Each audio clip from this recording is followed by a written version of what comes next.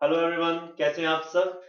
I hope आपकी तैयारी अच्छी चल रही होगी और जो हमने टारगेट लिया है कि हमें सीजीएल में या सीएचएसएल में जीके के पोर्शन में 50 में से 50 स्कोर करना है, उसके लिए आज हम दूसरा कदम बढ़ाएंगे। ठीक है। पहले पार्ट में हमने जब इसको किया था तो हमने 15 इंपॉर्टेंट क्वेश्चंस किए थे और मैंने आपको बताया था कि हम नवंबर से स्टार्ट करेंगे। ठीक है।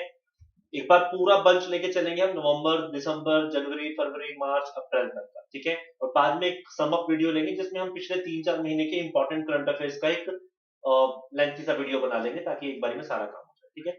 तो आज से कोशिश किया करो कि आप जब पढ़ने बैठते हो तो try to avoid those marathon sessions जो आपके 5-5, 6-6 घंटे के होते हैं।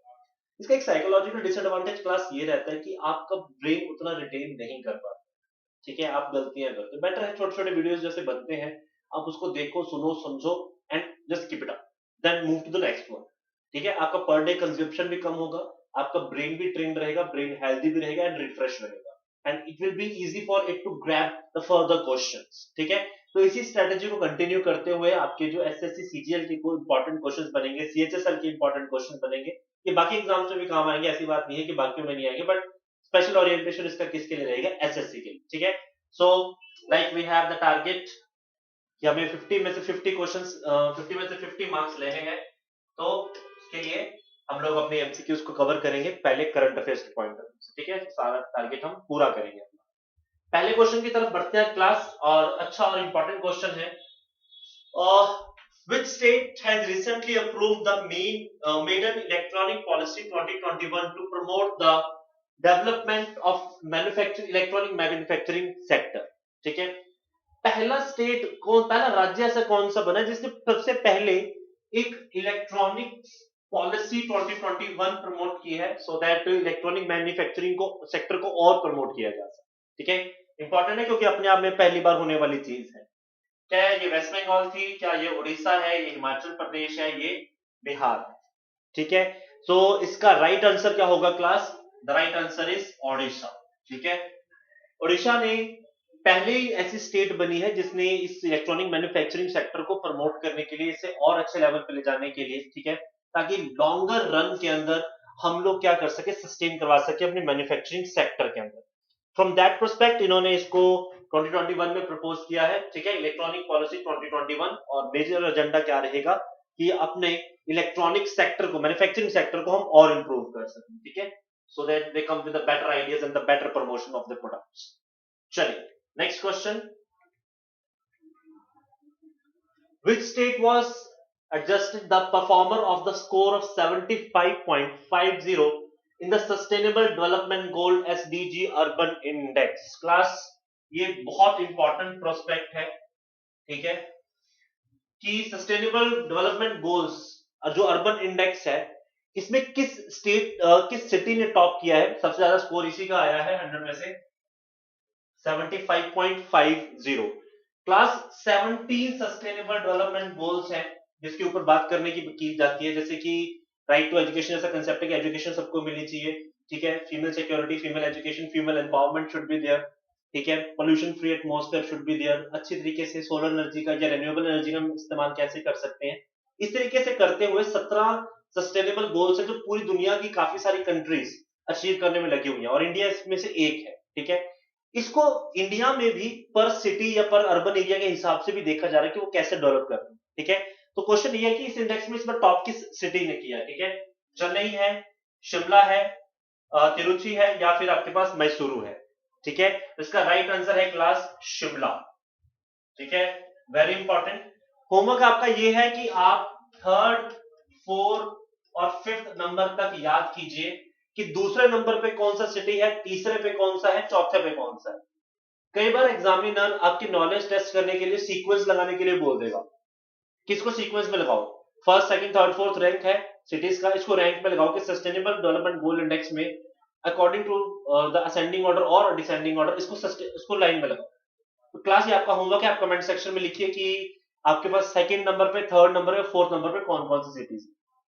ठीक है। इसको फिर डिस्कस करेंगे नेक्स्ट लेक्चर में हम लोग, जब अपने नेक्स्ट एमसीक्यूज लेकर आए। ठीक है। चलिए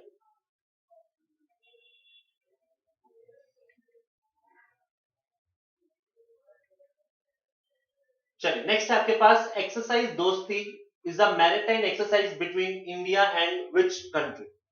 एक्सरसाइज दोस्ती आपके पास किस दो कंट्री के बीच में या कंट्रीज के बीच में हो रही है, ठीक है? क्या ये श्रीलंका के साथ है, क्या ये मालदीव और श्रीलंका के बीच में है, क्या ये नेपाल के साथ है, या बांग्लादेश और जापान के साथ है? इंडिया तो है ही, इंडिया के साथ और कौन कौन सी कंट्रीज है? तो क्लास इसका राइट आंसर होगा बी, मालदीव और श्रीलंका के साथ ये एक्सरसाइज हमारी हो रही है। इट्स अ मैरिटाइम यानी नेवल एक्सरसाइज है between the India, Sri Lanka and Maldives, ठीक है? इंपॉर्टेंट है क्लास, डिफेंस एक्सरसाइजेस पूछी जाती हैं, you have to remember this. Next है which country is the set to host the summit for the democracy? Democracy summit, दुनिया की पावरफुल डेमोक्रेसीज इकट्ठी होती हैं, डेमोक्रेसीज में और सुधार या और विचाराधीन जो आपके कंसेप्ट रहते हैं, आप देखते हो कि और किस लेवल पर हम डेमोक्रेसी को इंप्रूव कर सकते हैं, what should be the other prospects जहां पर हम इसको और रिफॉर्म में ला सकते हैं, ठीक है? सो ये आपके पास कौन सी कंट्री थी? Whether it was USA, Japan, India, Sri Lanka, किस कंट्री ने होस्ट, वैसे होस्ट हो चुका है क्लास, ठीक है? तो इसका जो राइट आंसर है क्लास वो रहेगा यूएसए, ठीक है? One of the flag bearer of democracy in the world, दुनिया में जो डेमोक्रेसी का झंडा लेके घूम रहे हैं वो आपकी यूएसए ही है, ठीक है? जब भी कहीं प्रॉब्लम होती है, डेमोक्रेसी को खतरा लगता है, तो सबसे पहले आपकी यूएसए ही पहुंच जाती है, ठीक है? तो यूएसए में था ये summit, that was the summit for the democracy. चलिए नेक्स्ट क्वेश्चन की तरफ चलते हैं क्लास।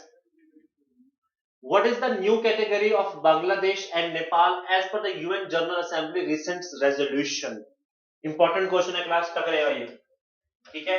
वो कहता है कि बांग्लादेश और नेपाल, पेपर में एक भी पूछा जा सकता है क्लास, वो सीधा शायद आपको बांग्लादेश पूछ ले या सिर्फ आपको नेपाल पूछ ले, ठीक है? कि यूएन जनरल असेंबली ने रिसेंटली इन दोनों कंट्रीज को किस कैटेगरी में डाला है, ठीक है? क्या वो लीस्ट डेवलप्ड कंट्रीज की कैटेगरी में डाला है, या डेवलपिंग कंट्री कैटेगरी में डाल दिया है, पुअर कंट्रीज की कैटेगरी में डाला है, या मिडिल इनकम ग्रुप कैटेगरी में डाला है, ठीक है? यूएन जनरल असेंबली, तो इसका राइट आंसर होगा क्लास डेवलपिंग कंट्रीज। और आप शायद थोड़ा सा जान के हैरान हो जाएंगे, आज की डेट में बांग्लादेश का ग्रोथ रेट इंडिया से ज्यादा बेटर चल रहा है, ठीक है? कोविड टाइम या कोविड टाइम के बाद को अगर हम देखते हैं 2019, 20, 21 का जो समय है, इसमें बांग्लादेश का ग्रोथ रेट काफी बेटर हुआ है, इंप्रूव हुआ है, ठीक है? इसलिए ये कंट्री अब किस कैटेगरी में चली गई है? डेवलपिंग कैटेगरी में। तो नेपाल और बांग्लादेश दोनों अब आपकी किस कैटेगरी में है? डेवलपिंग कैटेगरी, ठीक है? क्लास एक होमवर्क आपको और देता हूं, आपको ये ढूंढने हैं कि south Asian countries, Pakistan, India, Sri Lanka, Bangladesh, Nepal, Bhutan, ये सारी कंट्रीज किस इनकम ग्रुप में आती है? क्या ये मिडिल इनकम ग्रुप में है, लोअर मिडिल इनकम ग्रुप में है, अपर मिडिल इनकम ग्रुप में है, या हाई इनकम ग्रुप में? इसका इंडेक्स आता है क्लास हर बार, और बहुत बार इसका क्वेश्चन भी पूछा जाता है, ठीक है? आप इसको ट्राई कीजिए, जो भी डाउट्स होंगे उसको मैं लूंगा, और क्वेश्चंस को मैं भी ट्राई करवाऊंगा बाद में। मिडिल इनकम ग्रुप या ये जो इनकम ग्रुप की कैटेगरीज है, इसको भी हम देखेंगे कि कई बार क्वेश्चंस आते हैं, किसी की एंट्री होती है, किसी की एग्जिट होती है, तो वो क्वेश्चन इंपॉर्टेंट बन जाता है फ्रॉम द पेपर प्रोस्पेक्ट, ठीक है? चलो next question. Shaheen 1A is a surface-to-surface ballistical missile of which country? India, Pakistan, Afghanistan, Bangladesh. Shaheen 1A की टेस्टिंग किस कंट्री ने की है? पाकिस्तान, इंडिया, बांग्लादेश और आपके अफगानिस्तान। क्लास शाहीन कोई आज की तो है नहीं, है ना? बहुत पुरानी आपके पास मिसाइल है, और जब जाहिर बात है कि ये पाकिस्तान के पास है। इसका 1A सीरीज इन्होंने टेस्ट किया है क्लास, इसको मीडियम रेंज कैटेगरी में लेके गए हैं। ये सरफेस टू सरफेस बैलिस्टिकल मिसाइल है। अब क्वेश्चन पूछने वाला सिर्फ आपको शाहीन पर नहीं पूछेगा, वो आपको आगे भी पूछ सकता है। The missile tested by the Pakistan Shaheen 1A is the, अब वो आपको ऑप्शन दे देगा, air to surface, surface to surface, air to air, air to surface, surface to air, category बना देगा आपकी वो। तो आपको पता होना चाहिए कि ये सरफेस टू सरफेस बैलिस्टिकल मिसाइल है। कई बार इसको भी छोड़ सकता है कि बैलिस्टिकल है, नॉन बैलिस्टिकल है, सुपरसोनिक है, सबसोनिक है, इस तरह की कैटेगरी भी आपसे पूछी जाती है, ठीक है? तो क्लास जब भी आप ऐसे मिसाइल्स को स्टडी करते हो, तो आपका पूरा लाइन इंपॉर्टेंट होता है, एक लाइन में 3 से 4 क्वेश्चंस बन सकते हैं, ठीक है?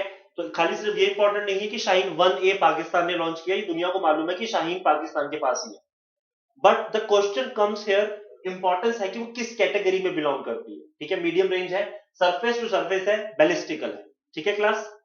चलिए we will move to the next question.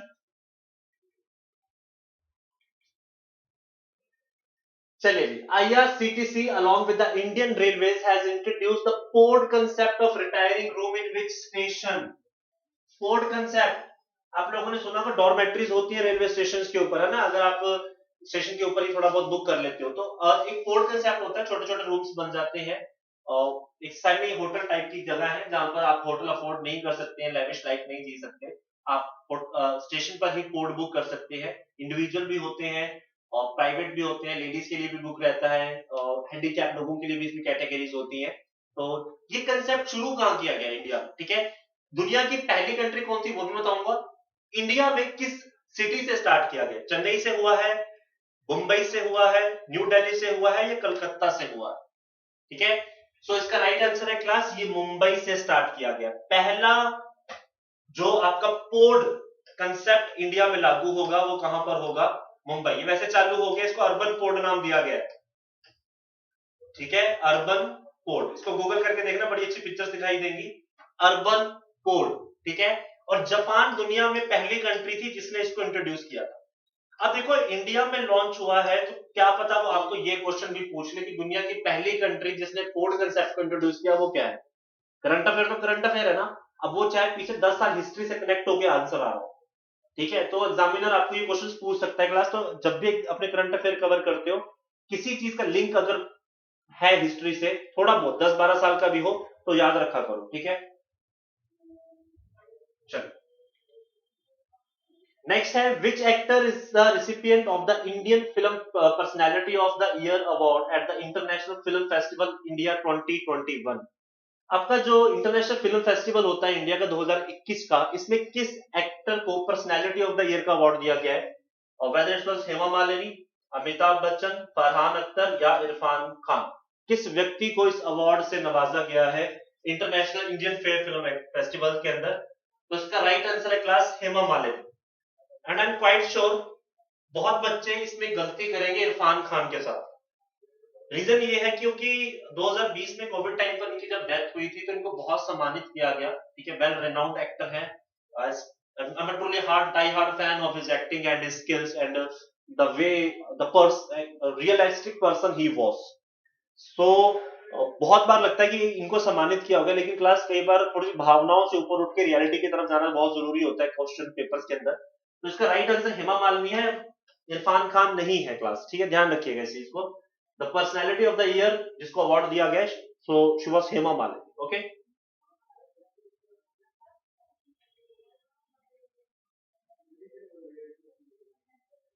चलिए, which country inaugurated the first global innovation summit of pharma sector? Pharma sector का एक innovative, first global innovative summit है, ये पहली बार हुआ है इसलिए इंपॉर्टेंट है, ठीक है। फर्स्ट ग्लोबल इनोवेशन समिट है किस कैटेगरी में, फार्मा सेक्टर में। तो किस कंट्री ने इसको होस्ट किया है, whether it was India, Australia, Denmark और स्पेन। क्लास कोविड के टाइम पर पूरी दुनिया को मेडिसिन देने वाले हम लोग थे, दुनिया का फार्मेसी पहले नंबर पे आपके अपने मुल्क का है, इंडिया का है, ठीक है। Be the proud to be an Indian, क्योंकि पूरे दुनिया को, ठीक है, मेडिसिन हम लोगों ने दी जब कोविड का टाइम था, चाहे वो हाइड्रोक्लोक्सी क्लोरोक्विन क्यों ना हो, ठीक है, चाहे वो आपकी पैरासिटामोल, डोलो या और कोई मेडिसिन क्यों ना हो, ठीक है। India was the largest exporter on that time, ठीक है, and we have minimally charge those people in fact free given to the whole world. तो याद रखना ये पहला ग्लोबल समिट था और इसको होस्ट किसने किया है, आपके इंडिया ने किया, ठीक है।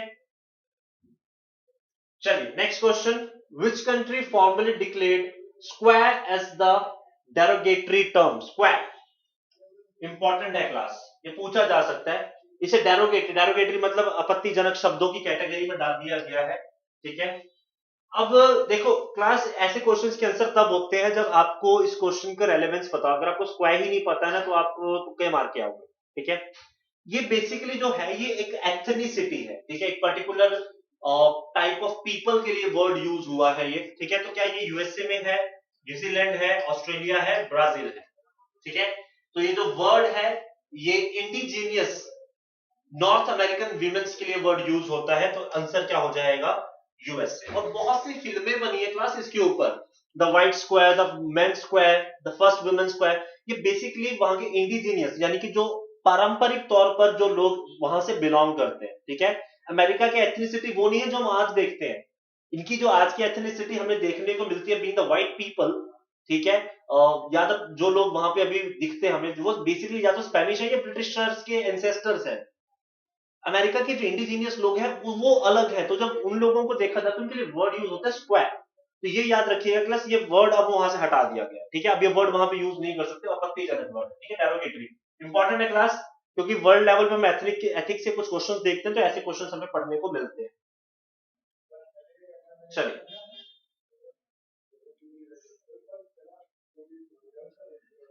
चलिए क्वेश्चन नंबर 11 आपके पास है, ब्रेथोसॉरस लियोपोल्डाइन, ये एक न्यूली आइडेंटिफाइड डायनासोरस स्पीशीज है, इसका स्केलेटन किस कंट्री में मिला है, ठीक है, ब्रेथोसॉरस लियोपोल्डाइन, ये किस कंट्री में इसके अवशेष मिले, अभी रिसेंटली न्यूज में था, बहुत सारी जगहों पर इसके पिक्चर्स वायरल हुए थे। क्या ये जापान में मिला है, यूएसए में मिला है, ग्रीस में मिला है, या ब्राजील में मिला है? तो क्लास इसका राइट आंसर है ब्राजील। इंपॉर्टेंट है क्लास, ये टक्कर सकता है, ठीक है, और एज इट इज ही टकरेगा, या ज्यादा से ज्यादा ये पूछ लिया जाएगा कि कंट्री नहीं पूछी है कि कौन सी जो डायनासोर की नई स्पीशीज आइडेंटिफाई, उसको नाम क्या दिया गया, दैट इज ब्रेथोसॉरस लियोपोल्डाइन, ठीक है। चल, going to the next question, question number 12, E Amrit portal which was launched recently is related to which field? E Amrit कौन सी फील्ड से रिलेटेड है? क्या ये इन्वेस्टमेंट से रिलेटेड है, इलेक्ट्रिकल व्हीकल, एक्सपोर्ट, या इलेक्ट्रॉनिक्स? तो ई अमृत, बहुत से लोग इसको इलेक्ट्रॉनिक्स से ही रिलेट करेंगे, लेकिन आंसर गलत है क्लास, ये इलेक्ट्रिकल व्हीकल है, खाली इलेक्ट्रॉनिक से नहीं है, इलेक्ट्रिकल व्हीकल। इंडिया टारगेट लेकर चल रही है कि 2030 तक हम कोशिश करेंगे कि इंडिया के अंदर मैक्सिमम टू मैक्सिमम हमारे पास क्या हो जाए, आपके पास इलेक्ट्रिकल व्हीकल्स। आप इसकी साइट खोलते हो तो वहां पर आपको काफी ऑप्शंस मिलेंगे, ठीक है, ऐसा नहीं कि सिर्फ आपको प्रोत्साहन दिया जा रहा है खरीदने का, आपको बनाने का भी दिया जा रहा है। If you want to invest your money into this particular electrical vehicle section, तो you can invest your money, the guidance is there, ठीक है। मैथोलॉजिकल कंसेप्ट जो ई इलेक्ट्रिकल व्हीकल्स के साथ जुड़े होते हैं उसको तोड़ने की बात की जा रही है। आप जाओगे तो यहाँ पर आपको इलेक्ट्रिकल व्हीकल स्टेशंस भी दिखाई दिए देंगे कि इंडिया में कि चार्जिंग स्टेशंस कहाँ कहाँ पर है, कितने इलेक्ट्रिकल व्हीकल्स इंडिया में, चार्जेस क्या है, गवर्नमेंट क्या सब्सिडीज दे रही है। तो इंपॉर्टेंट है, ई अमृत पोर्टल आपका किससे रिलेटेड है, विद द इलेक्ट्रिकल व्हीकल्स। चलिए,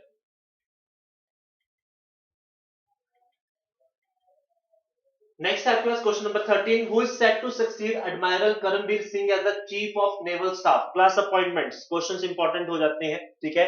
नेक्स्ट जनरल कौन बनेगा, नेक्स्ट चीफ मार्शल कौन बनेगा, एयर मार्शल कौन बनेंगे आपके पास? तो चीफ ऑफ नेवल स्टाफ आपके पास कौन आएंगे नेक्स्ट? हरीश शंकर जी, ठीक है, एज इट इज क्लास, याद रखिएगा इसको, ठीक है। Next is question number 14, which country has gifted the largest and the most advanced warship Tughril to the Pakistan navy? Pakistan को जब भी कोई चीज मिलती है तो इंडिया में तहलका जरूर मचता है, ठीक है, क्योंकि डिफेंस इक्विपमेंट है, छोटी मोटी आटा चावल चीनी चलेगा, कोई दिक्कत नहीं है, बट अगर कोई फाइटर जेट दे दिया, कोई वॉरशिप दे दी, तो it's a alarming situation for us. और बहुत कंट्रोवर्शियल था, इंडिया ने बहुत संज्ञान लिया इस बात का कि ये वॉरशिप मिला कहां से है, रशिया से है, जापान से है, चाइना से है, श्रीलंका से है। तो इनका परम मित्र और परम जो जिनके ये परम भक्त हैं वो आपका चाइना ही है, ठीक है। ये चाइना के ट्रैप में फंसते जा रहे हैं, और जो टगरिल है ये बहुत जबरदस्त एक स्टेल्थ वॉरशिप है, ठीक है। स्टेल्थ का मतलब है इसको आप जल्दी से लोकेट नहीं कर सकते रडार पे या सोनार के ऊपर। सो बहुत इंपॉर्टेंट एस्पेक्ट हो जाता है जब हम इसको पढ़ते हैं, और आपका एक ऐसा पड़ोसी मुल्क जिसके साथ आपके रिलेशन अच्छे नहीं है, उसके पास इतना एडवांस्ड वॉरशिप आना, ये अलार्मिंग हो जाता है, ठीक है, from the national security point of view. तो ये आपको पाकिस्तान को ध्यान रखिएगा, 2 पॉइंट्स है इसमें। सबसे पहले कि वॉरशिप का नाम क्या है, ठीक है, टगरिल, और उसको दिया किसने है, चाइना ने दिया है, ठीक है, it was gifted to the Pakistan. चलिए, नेक्स्ट आपके पास, DaVinci is the mission of the space agency to explore Venus. Venus के ऊपर एक हम लोग एक प्रोग्राम स्टार्ट कर रहे हैं, ठीक है। ये प्रोग्राम किस स्पेस एजेंसी का है? क्या ये नासा का है, इसरो का है, जावा का है, या यूरोपियन आपकी जो स्पेस एजेंसी है उसका है, ठीक है। दा विंची, ये वीनस पर पहला प्रोजेक्ट है आपके नासा का क्लास, ठीक है। ये प्रोजेक्ट दा विंची कौन लॉन्च कर रही है? आपकी नासा, ठीक है। अब क्लास इसकी फुल फॉर्म भी पूछी जा सकती है, तो इसकी फुल फॉर्म हमें पता होनी चाहिए। Deep atmosphere Venus investigation of noble gas chemistry and the image plus. ठीक है, डिविंची की जो आपकी पूरी फुल फॉर्म बनेगी वो आपके पास क्या बनेगी, deep atmosphere Venus investigation of noble gas. ठीक है, डी से डीप है, ए से एटमॉस्फेयर, वी से वीनस, आई से इन्वेस्टिगेशन, एन से नोबल गैसेस, सी से केमिस्ट्री, आई से इमेजिंग। ठीक है, उसकी इमेजेस लेना। तो इसकी पहले जो आएगी ये 2029-30 का प्रोजेक्ट है, काफी आगे जाके आगे आएगा। ठीक है, तो ये आपका स्पेस एजेंसी नासा ने लॉन्च किया है कि हम वीनस के ऊपर भी स्टडी करेंगे। ठीक है, so class this is done for the today. ये हमारा नेक्स्ट एक कंसेप्ट था जो हम लोगों ने आपके एमसीक्यू सॉल्व किए हैं। ठीक है, मैं आगे भी एमसीक्यू सीरीज लेकर आता रहूंगा, आप कनेक्ट रहिए हमारे साथ। We will study together and achieve our target कि हम 50 में से 50 मार्क्स लें। ठीक है, स्टे कनेक्टेड, से गिव अस द फीडबैक, जो आपको चाहिए आप हमें बताइए, हम उसको भी प्रोवाइड करेंगे। And stay connected with us for the Instagram, YouTube and your Telegram. Till then take care of yourself, बढ़ते रहिए, God bless you, bye, take care.